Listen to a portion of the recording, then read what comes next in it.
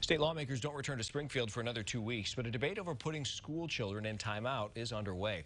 WCIA3's Capitol Bureau Chief Mark Maxwell is live in the State House. So, Mark, lawmakers and the Pritzker administration are reacting to an investigation that revealed how kids were being treated at school. Paul, good evening. Reporters at the Chicago Tribune and ProPublica carefully examined thousands of pages of documents and records and combed through photos and video evidence before they published stunning accounts of frequent, often physical altercations between students and teachers or school staff. After that report was published, the governor's administration and lawmakers, in fact, the State Board of Education, they reacted quickly, putting emergency rules in place to ban any teacher from using restraints on a child while they are face down. But some restraints are still allowed under specific circumstances.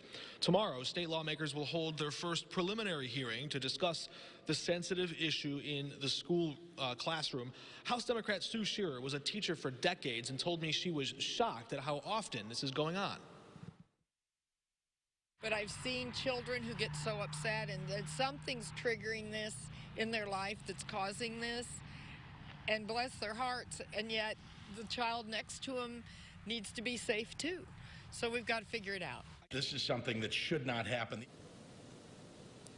Another House Democrat, Jonathan Carroll, was a special education teacher. Representative Jonathan Carroll he's leading the charge on this issue. It's his bill, along with the state senator who will be pushing this issue tomorrow at that hearing. He wants to discuss whether or not to ban restraining school children at all as a form of punishment. He told me today that children on the autism spectrum can sometimes engage in behaviors that may harm themselves, potentially others, or could cause damage to property. He said in specific circumstances, sometimes putting them in a room by themselves or sometimes even using those restraints can help those children to re-regulate and can make them safer. He said as long as it's used as a form of therapy and not as a form of punishment, he sees ways where this can be useful, but he wants to make sure that it's not being abused. That's what lawmakers plan to look at tomorrow. Reporting live at the State House, Mark Maxwell, WCIA3, your local news leader. There's certainly a fine line there between therapy and punishment. Mark, thanks.